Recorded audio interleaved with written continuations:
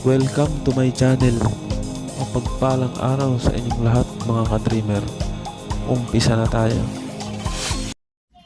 Yun, magandang araw mga ka-dreamer. At nandito tayo ngayon para talakayin sa inyo kung aling langis ang maganda sa ating mga motor. Kung aling langis ba dito ang fit sa ating mga motor. Ito, meron tayong Shell Advance. Ayan, na 800 ml. Ayan, meron tayong Shell Advance na 1 liter. Tsaka ito, Shell Advance na 1 liter Ultra. Yung 100% na synthetic. At saka meron din tayong Honda Oil na 10W30. 1 liter to. Ito yung bagong oil ng Honda na 1 liter, 10W30 rin. At ito yung isa, yung 800.8 liter ng Honda. Bago rin to. Ito yung bago ngayon. So, ang topic natin, ano bang magandang langis para sa ating motor? Usapang langis tayo mga ka-dreamer. At ano bang magpipit na langis sa ating mga motor? Makakasagot niyan sa atin mga ka-dreamer ay bago tayo gumamit ng langis, tingnan natin doon sa recommended manual ng ating mga motor. Meron naman tayong mga manual.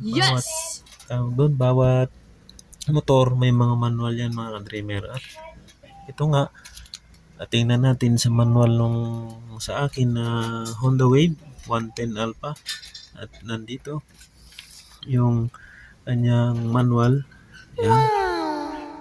Manual niya ng Honda Wave. Ayan, makikita mo dyan, owner's manual. Ayan. Tingnan natin, matin natin dyan.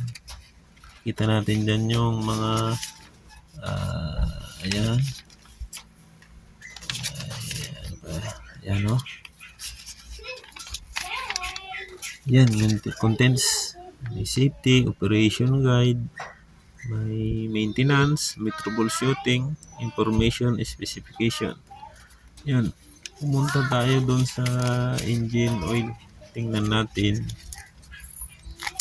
Saan ba dito yan? Dito, maintenance to. Engine oil. Ito, mga ka-dreamer, yung engine oil. Ayan o. Makikita natin dito yung engine oil na prepared ng ating mga motor. Ayan o. Selecting the engine oil for recommended engine oil. See specification on page 96. At bago tayo pumunta doon, ito yung ating tingnan. Ito. If you use non-Honda oil, check the label to make sure that the oil satisfies all of the following standards. Ang una, yung JASO T903 standard, yung MA. Ayan, ang pangalawa naman ay yung SAI standard, 10W30.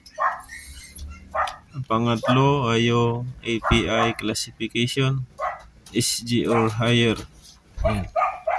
Yan makikita. Dito rin naka-indicate yung code niya. Ayan, makikita mo sa oil yan. Yung sa bandang itaas niya ay yung oil code. Sa bandang baba niya ay yung oil classification. Ayan. Ito yung not recommended nila. Yung may nakalagay na resource conserving at saka energy conserving. Pangalawa ay ito ang recommended niya. Yan. Yung wala yun. Dapat. Ayan. Tingnan natin yung sa page 96. Yung 96. Ito, yung page 96 sa under ng service data. Ayan. Yung recommended engine oil ng Honda 4-stroke motorcycle oil, API service classification, SG or higher. excluding oils marked as energy conserving or resource conserving. Ayan. Ang recommended niya ay yung SAI 10W30 Jasuti 903 Standard MA. Ayan. Ito yung engine oil capacity niya. Gusto ko maligo. Yung 0.8 liters. Ayan. After draining, after disassembly ay 1 liters. Ayan. Yun ang kanyang recommended oil. So, dito ang ating manual. Yan. So, lahat ito mga ka-dreamer ay nasubukan ko nang gamitin. Lahat yung oil na yan na nakikita ninyo na ito. At ito, ayan. Ang una kong nagamit dito, nung bago pa ang motor, ito, yung 40 na 10W30. Swabe naman dito. Yung 800 dito yung 0.8 liter nito. Ito nagamit ko. Ayos naman. Smooth din naman siya. At pagka 1 litro, may sukatan naman niya sa gilid. Pag 1 litro, 800. Dito nyo lang i-level. Bawasan nyo lang ng 200 ml. Yan. Bago nyo isalin. Yan. At talakayin ko lang, ano nga ba itong nakalagay na SL10W30 MA? Ito nga palang unang number na 10. Yan yung viscosity ng oil kapag malamig siya. Yung nasa winter. Ito namang 30 kapag mainit na yung makina. Yun yung viscosity niya. 30. Itong MA classification niya. Ito yung una kong gamit ating motor. Tapos gumamit din ako ng seal advance ito. Seal advance na 10W40. Kikita nyo dito mas mataas ang viscosity niya, 40. Kumpara mo dito na 30 lang. Yan. Pero pang 4-stroke din naman siya. Kaya pwede rin naman sa motor natin. Yan. Yeah. Ito 1 liter, binawasan ko siya ng 200 ml kaya 800 yung sinalin ko. Ito. And then doon lang naman nagkatalo yan sa viscosity, pero sa presyo pala, sa presyo rin mas mahal ito. Compare mo dito. Mas mahal ito. And then naglabas din ang Shell ito, yung ultra niya, yung 100% synthetic. Ito yung kanya, yung langis na fully synthetic. Yan, 10W40. Mas mahal siya doon sa dalawa dito. Sa 800 saka dito. Okay din naman siya, nagamit ko rin. Ang cons nga lang ay talagang mas mahal. Presyo niya nasa kulang-kulang ano na to, 500. Yung ultra natin nasa 495, 496 ang halaga nito. Compare mo dun sa nauna, yung ito, yung 1 liter ng Shell, ang presyo nito nasa 304 o 315. Presyo nito. Nabili natin ito. Ito namang 800 ml ng Shell. Nabili ko yan noon ng 271 or 260 or less. Yan. Depende na lang sa Shell gas station na bibilhan nyo. Ang presyo nagbabaris. Ayan. And then, sa Honda, ito yung bagong labas nila na Honda Oil. Ito. Yung binago lang naman yung palagay ko binago lang itong sticker sa labas, pero yung laman niya yung pa rin naman yung tawag doon, yung mineral oil yung nagamit natin nung una. Ayan yung sinasabi ko na code ng oil. Yan, MA mineral.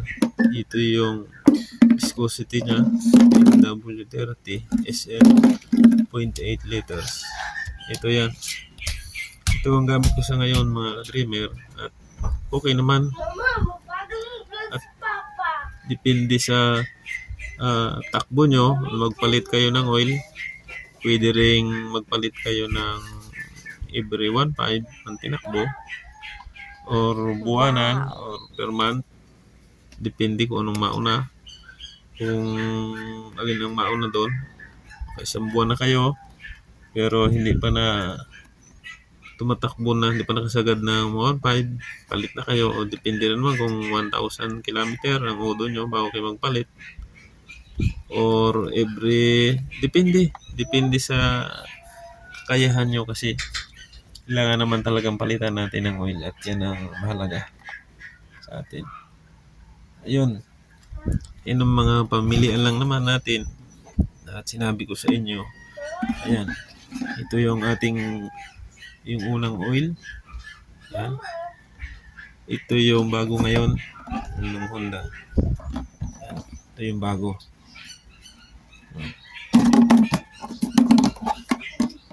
Ito yung bago na 800. Yan. Hindi ko na lang nakita yung luma ko. Yan, yun natin. Ito ang ginagamit ko sa ngayon, yung ganitong bago na. Yung sa ano naman, sa Shell, okay naman siya gamitin, wala namang problema ito. Kaya lang, mas expensive yan, mas mahal to. Compare mo dito sa mineral. Kasi synthetic base ito. Yan. Synthetic base ang Shell Advance. Mas lamang ang viscosity niya. Mas, kumbaga, mas malapot siya pag uminit yung makina compare mo dito. Ito yung mga pang big bike niya, yung fully synthetic. Yan, yung ultra. Recommend din sa mga big bike ito. Pero pagka tipong tipid-tipid mode lang, dito tayo sa recommended na dito. Dito lang naman. Kasi medyo mahal talaga dito pagka sa Shell. Pero wala namang problema yon. Nasa maintenance man talaga ng inyong motor. At yun lang mga ka-dreamer. Talakin na rin natin kung anong mas magandang piliin na langis sa ating mga motor. At yun lang. At maraming salamat sa inyong panonood sa video. Okay. Bye-bye. Thank you for watching. Paki-subscribe na rin po sa aking channel. Bahit ang bell icon. Maraming salamat. Paalam.